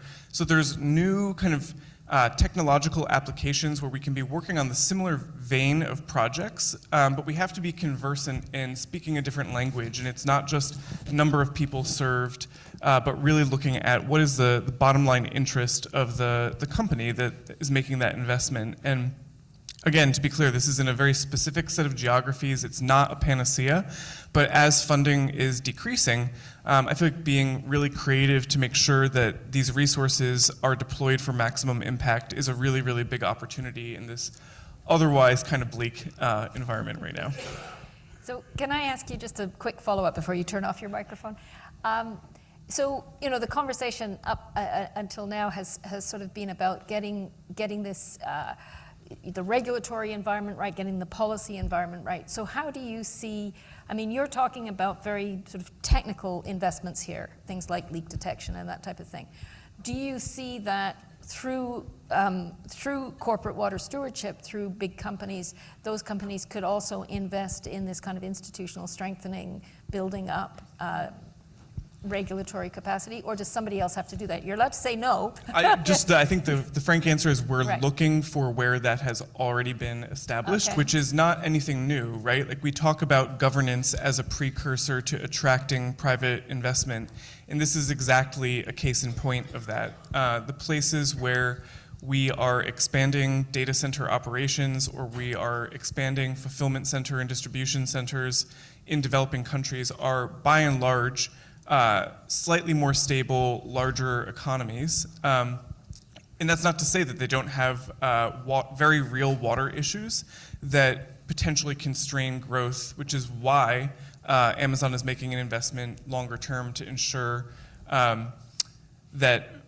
water can be a conduit to growth rather than a constraint. But I do think that that is a really important point and hammers home the absolutely essential investments that do still need to happen in governance, and hopefully private philanthropy, other sources of funding to the conversation earlier can come in to fill some of those, because the private sector will go where there is that stability.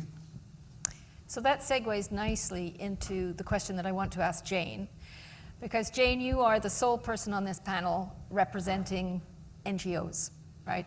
You have worked for years for IRC, a big WASH NGO based in Uganda. You run the Uganda program.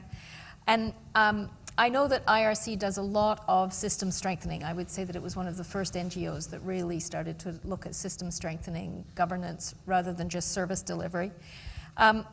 So how has IRC changed the way it works in this new landscape? And what advice do you have for other NGOs that are trying to work in this landscape?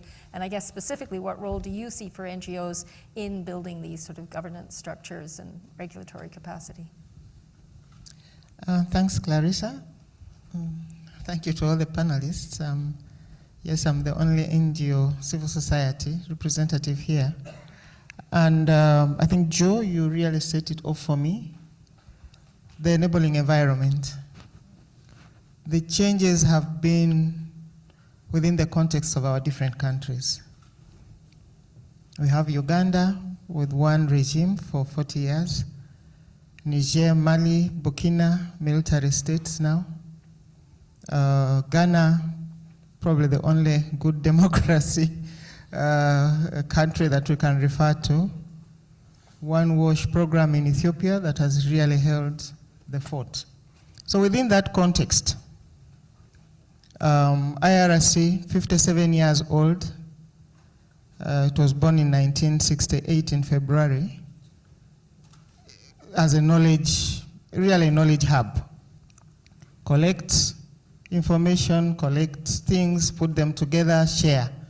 Then it changed. It started generating its own data, research, information, and bringing people together. But in the 2010s there, things really changed because the context, the enabling environment was changing in the different countries. IRC decentralized, went into the countries, then went further into the districts. So the presence was really, really there. Also changed, recruited nationals more. And not saying that the colleagues that were not nationals are not doing well, but that was also another way of really settling in and embedding itself into the different country programs. So a good number of us, I think all of us, are nationals of our different countries where we head the programs. And that really raises the stake. Your engagements with government takes a different direction. They look at me as Jen, a Ugandan. I'm engaging with the Uganda Revenue Authority. I'm engaging with the ministry. The face, yeah, it tells the story, and it puts things in a little bit of perspective. And then we got into now where we are with system strengthening, what you've referred to. It's an approach. But how do you turn an approach into a practice? You can't just go to government and say, you know, regulation is very important. They already know, they are government. You know, water resources is also very important. They already know, they are doing water resources.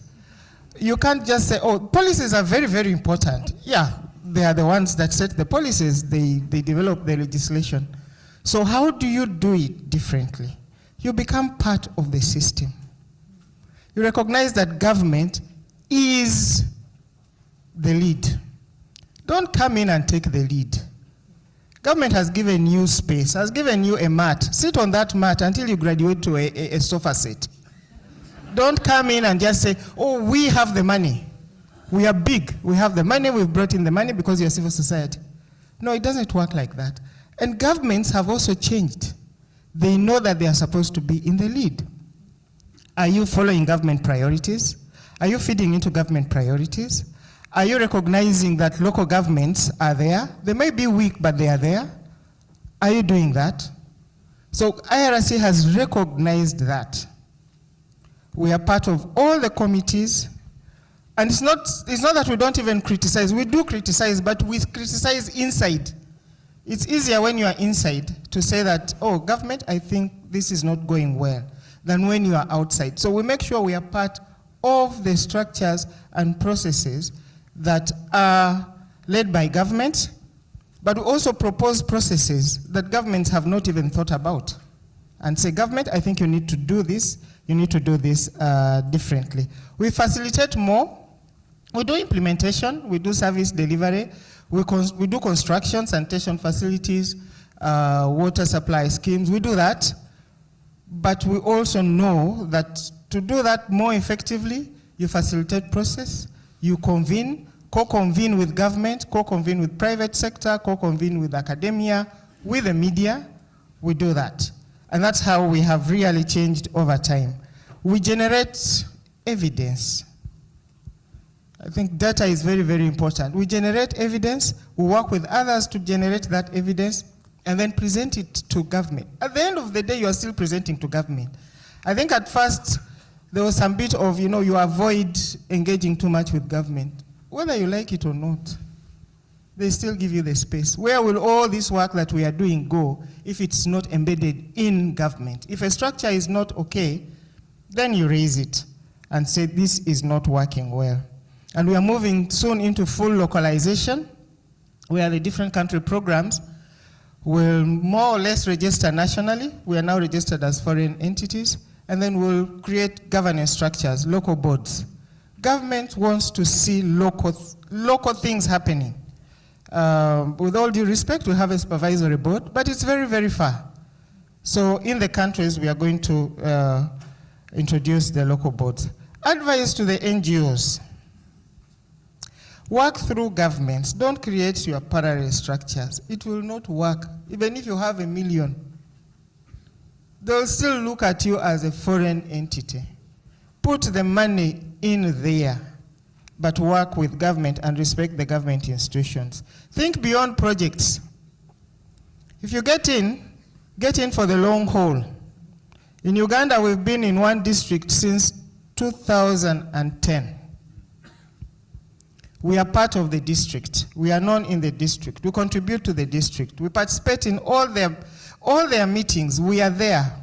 If there's a problem, we are part of the problem. We find solutions together. So not these small little things, 3 years you get out, 5 years you get out. Nobody will give you respect and space. Invest in relations and facilitation. Invest in relations and respect those relations. Sometimes we think, especially government people who are not in the cities, that they don't know what is happening, they are very far, and then you look at them and you start belittling them. No. Invest in creating relations and partnerships with those people because you depend on them. Embrace complexity. Watch system strengthening is very complex. Invest in understanding it. Understanding that the hardware is very, very important, but the software is equally important. The time I spent massaging egos, remembering to call somebody professor or engineer or director or commissioner is intentional. Because if you don't do it and you say, Mr., and then you are reminded, no, I'm commissioner. Why do you wait to be reminded? Do your homework. Be respectful of the structures that are there. That is how, it doesn't take anything away from me if I remember to call a professor, an engineer. At the end of the day, I want to work with this institution and I want to work with those people. And then lastly,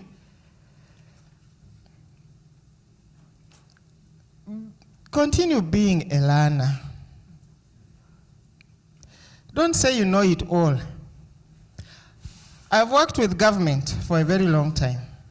I worked in government for 3 years. Only 3 years. Transboundary Water Resources Management. Seconded there by the Nile Basin Initiative. And I think it's from there that I learned to really know how to work with partners, especially government. Get into private sector. Right now, we are courting the Uganda Bankers Association. it's a long process of courtship, because bankers and financial institutions don't look at WASH as a productive sector.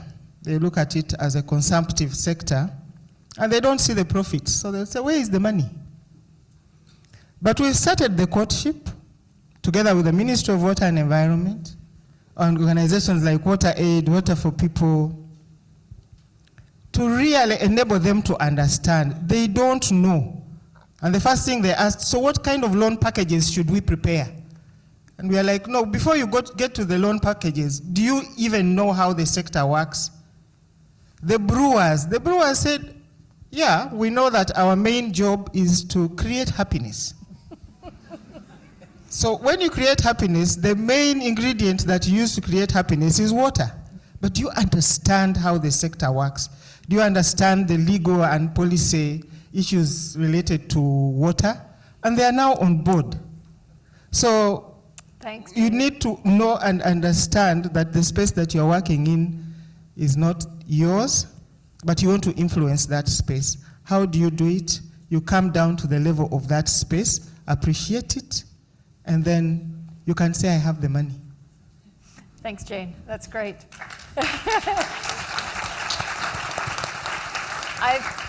I've got my eye on the question curation team. I'm assuming they're going to give me 2 or 3 questions soon. But Raj, do you want to have a word before I go to audience questions? I'll just say it's worth paying attention to the things, the context that's shifting outside of WASH and how it's affecting this space. Yep. So, for example, when we talk about market mechanisms, being able to charge, average people to use water, we now have much broader internet connectivity than we did just a few years ago. It's one of the few things that during the pandemic dramatically improved. Hundreds of millions of people joined the internet. We also have payment systems like UPI in India that are now becoming very ubiquitous, and digital ID systems in big countries like Nigeria, Ethiopia, Philippines, and many others are starting to move toward digital ID. So the broader context is there for social enterprises and local communities that want to develop their own micro utility or have their own water infrastructure investment. There's a lot of enabling environment outside of the government, but it just in the broader context and technology that makes that more possible than ever. I think it's worth just noting that context. A lot of negative headwinds in terms of funding, but a lot of positive ones in terms of technology. Okay, excellent point. Thanks. Do you want Darren? Yeah, we've got a cluster of questions around building technical expertise, which I think were in response to some of the things that Jane and Barbara were saying, and there's 3 there that I wanted to bring back to the panel. So first from Lindsay Norton, it's really about the sort of strategic nature and the tactics of building technical expertise. And she asked, while the WASH sector will continue to grow strong technical expertise in the hardware and software of WASH, how do we build the financial acumen to support these new models of development? Similarly, from Jasper Kurpens, he asks, how can training institutions, universities and others better prepare aid and development workers to adopt holistic interdisciplinary approaches, the types of, what are the tactics that allow us to do the things we know we need to do better? And then the last from Palista in this theme is, what role should researchers, universities and research institutes focused on international development play in the current political climate?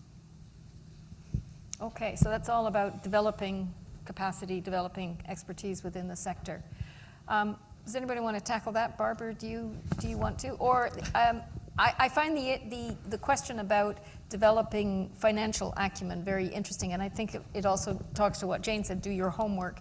Don't walk into the room not understanding how financial instruments might work. So I'd be interested to hear if any of the financially savvy people on the panel want to speak to that. But you go first, Barbara, and let's see who else. Just to say, I think financial literacy is unbelievably important, and well-trained engineers should have it because they should be trained to think about project finance. But generally, being aware of what's going on. I think we often talk about the sector being data sparse. We've talked about that a few times this morning. But actually, just getting a broad understanding of the economic makeup of the market in which you're working is something that I think a lot of WASH people maybe don't do enough. So, how much money is there? I think, Joel made the point, which I think is one of the most important points in this conversation, which is that until now, most countries have demonstrated an unbelievable inability to spend the money that's already on the table. Mm-hmm. And that's important, so we have to ask about how to spend money better. I'd maybe also add to that I think economic literacy is really important, because actually designing financial instruments in WASH generally is made more complex by the fact that the balance of the public and private benefits that you get from an investment, particularly in sanitation, is different than the balance of those public and private benefits, for example, in the energy sector, as in the public benefits are significantly larger. So really understanding what the implications of the economic structures are in order to design financial instruments is super important. So financially literate people we definitely need. I just wanted to say one thing about training, which is a more general observation as well, that I think as an educator, I would say a good thing that's happened over the last 30, first of all, capacity around the world is enormously higher now than it used to be, which is fabulous. So, back in the day, apart from the fact that when we all started working, we all knew each other because we were the only 17 people that worked in this field. And now, a lot of people work in this field, but much more importantly, 3 generations of academics have gone through the education system in Uganda, for example. And you see that sort of cycle-on-cycle improvement and deepening and broadening of capacity, which is really important. The one thing I worry about that I think we still have work to do is to make sure that where capacity is being built, it's not knowledge, it's skills. So really trying to make sure that where capacity is being built, it's capacity to solve problems and pull together all these complex things, technology, financial instruments, whatever, rather than I know how to do one thing, I know how to do it really well, so that's what I'm going to do. So I think in order to be responsive, we're going to need a new generation of people who are really, really problem solvers, and people that can work in the information economy as well and extract information and use it to solve problems. And I think we've not necessarily been that good at that, to be honest. And does that come back to the point that Raj just made, is that you have to understand the larger, what's going on and what the implications are of changes in the financial markets or IT that might then have implications for your exactly. staff. And even we tend to work in a bubble, don't we? Yeah. We do, and even just linking what we do to other things that are going on in the economy. It's like we often say, sanitation and water infrastructure is really expensive, which actually, if you think about it, is a meaningless thing to say. Having a standing army is expensive, but we don't say let's not do that. The question you have to ask is, what's the value for money of making that investment, and what's the value for money of making that investment relative to all the other things you could be spending your money on? And when you ask the question that way around, I'm going to argue that water and sanitation are a pretty good deal, actually. So I think we have to get smarter, and if we're going to get smarter at making that case, we've got to know what else is going on and what the rest of the economy looks like. Thanks. Does anybody else want to speak to that question before I ask for one more? Yes, Jane? I think also building expertise, you need to start by knowing what expertise is there. What is it that is there in the other spaces that you want to influence? We had a very interesting case in Uganda with National Water and Sewerage Corporation, where they're part of the water operators' arrangements, and they were saying, we want to bring experts to work with you. And National Water said, what kind of experts? We have the expertise that we need. So what is it that you are bringing, and what will be the added value? If you talk non-revenue water, we have the experts. If you talk GIS, we have the experts. So what experts are you bringing? So you have to know exactly what is missing the other side. Otherwise, you'll find situations where they say, we have everything that we need. We don't need you. So you position yourselves to be more attractive by first doing your homework and then presenting a case for support and saying, this is where we feel we can make a contribution. If, for example, you're working with government, you don't say, we would like to strengthen your capacity. Government people, you don't strengthen their capacity. Because even the terms, you have to really be careful which language you use. You say, we want to contribute to the expertise that you have. We want to add to what you have. You don't come to build. You don't come to strengthen. No, they don't like that. You can use that kind of language with others, but probably with government, you have to be very careful. Thank you. Thanks, Jane. Oh gosh, my whole panel is lighting up here. I think Bruce wanted to say something. Yeah, I wanted to talk about shame for a second, because I was thinking about all the disciplines that are required to do, I think, many of our jobs, and I think we're all feeling like, God, I'm trained in one and I'm missing 17, which makes our lives very, very interesting, doesn't it? But it gets to Jane's point about like lifelong learning, and so the question about like these training institutions, you know, is a very important one, because I just think like you can't learn it all. I need to be able to interface with Joel on economics, but I'm never going to be an economist. And then Joe, it was interesting, you know, Joe is all about bugs and labs and, you know, and here he's talking about finance with Raj. And I think, so this is where we're heading, I think. We have to be conversant with all this stuff. But I'm not sure, like, you get that, you know, from one university course or one training course. It just has to be, well, Barbara is a special, you know, piece. No, I just wanted to say that, though, because it's, I mean, I think you have to be curious. I think when we look at this AI business, maybe a lot of the answers are out there, but you have to be able to interrogate it, right? Like, and so you have to be smart. And so I'm not sure where you start and stop with all this education, but I do feel like we have to make those connections in these training courses where, you know, they're reaching out to multiple disciplines. I'm going to go to Jeff and then to Joel, and then we'll see if we can get one more question before we're shut down. No, Kate is making faces at me. I think that's actually a great segue, Bruce, because I was thinking along similar lines. And I think this is in response to both the question about skill development, but also where research is needed in this moment in terms of sector progress. And you know, I think that it's kind of funny for me saying this, like from my new vantage point, but I do think that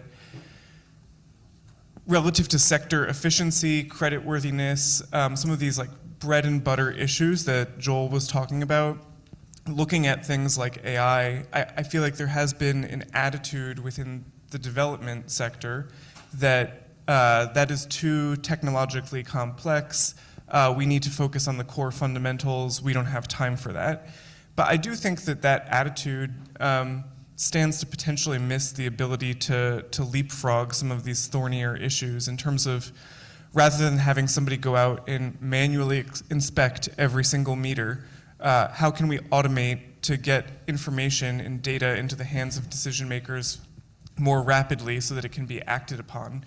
And you know, I think that we're in this moment where there is a lot happening outside of the sector, but I feel like if I have one reflection from my time at USAID is that I think we were too quick to brush some of those things off in the name of focusing on sector fundamentals, when in fact, I think another way to look at that is there's a lot happening outside of the sector right now in this space of AI that could be leveraged to help with some of those fundamentals. And to be clear, it's definitely not a panacea, right? But I do think that it would be healthy to push ourselves to do a little bit better in that regard, particularly in a moment where we're being forced to do more with less. I think we have to be a little bit more creative. Joel, something very quick. I'll be very brief and provocative. This notion of lifelong learning, I think, and particularly around the financing, we don't give it enough credit. I'll be very honest with you, I made a career out of water financing. I have never taken a business course in my entire life, okay? I don't have an MBA. I learned it on the job. I learned it by talking to very smart people. And I would argue that if you're paying your rent, your car loan, or your mortgage, you're 50% of the way there to being a water finance expert.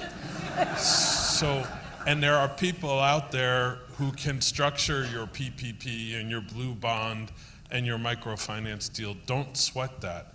Just know the basics, understand the fundamentals and the foundations, and ask a lot of stupid questions, because God knows I did. Great. I see that Kata's creeping up on me, so I think we're going to have to wrap up. I'm sure there's lots of great questions, but we'll save them for other plenaries. Raj, do you want to have a last word? Is there anything that you heard here that you violently disagreed with or violently agreed with? I would just say I think there is a career in this work going forward. I know it might feel like, wow, the funding is getting cut and everything is shifting quickly. That's all true, but the scale of need is dramatic. And I think we just have to, for those of you in the room who are graduate students who are trying to think ahead, like, is there a career here? I think there is. I think it just looks really different than it did before. Why is that? Well, partly for what Jane said, like the capacity is there in the countries. If you are a European or an American and you're thinking, I want to have this career where I have a real impact through WASH in other places, I think you've got to start from the perspective that things are different in 2025 than they were in 1975. The capacity is there. People have graduate degrees too. The civil engineers, they're there. So what can you do to be a global WASH expert? And I think you can pull from what everybody on this panel said to put together what does that global WASH expert of the future look like. It is somebody who has the deep technical understanding, but it is also somebody who understands the political economy and understands the way development finance works at a really high level so that you could put something together. So, I think maybe the last word that I want us to leave here with is ambition. It's easy in this moment to sort of feel like, okay, we get back to basics, think small. I think we should be ambitious as a broader development community today. And I think ambition inspires people. It gets people to want to join this work. It gets people to want to invest in it. And let's think big about what's possible. You see some of that happening at the World Bank. There's this big M300 initiative, the African Development Bank and the World Bank and other partners trying to electrify 300 million households in Africa. I think thinking big about what's possible in WASH. We know the quarter of the world doesn't have access to clean water, and we know those numbers. So what's the answer to that? And I'd like to see more of that ambition come as the course of this conference continues, because I think the world will have an appetite for it, even when we see the challenges in the funding picture today. Great. A great note to finish on. Thank you very much to the panel. Thank you very much to the audience for great questions.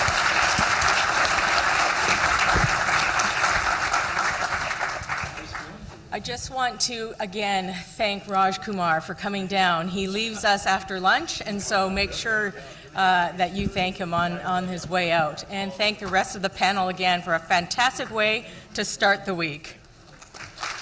Thank you, Clarissa. I realize that I am standing between you and lunch, but I'm here to help you enjoy this experience a little bit more. So, 2 minutes. I promise I'll be quick. I want you to write your name on the back of the program. It's got a space there because we've only got one program per person. So if you lose it, you can try to find it back at registration, or you can scan the program using the QR code. But one program. Please keep in mind that there are exits in case we go into a scenario where we need you to enact some emergency protocols. Do keep in mind that we need you to wear your name tag at all times while you're on premises. And so you should have one that looks like this. If you don't, please return to registration and get one, or pay your bill. That would be awesome.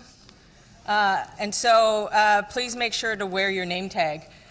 Lunch is served from 12:30 starting now until 1:30, where we will go back into side events. I do want to let you know that the lunch series starts tomorrow, so there's no special lunch sessions today because of the extended plenary, and it was well worth it. I do want to introduce you to the Honorable the Secretary, Ashok Meena from India.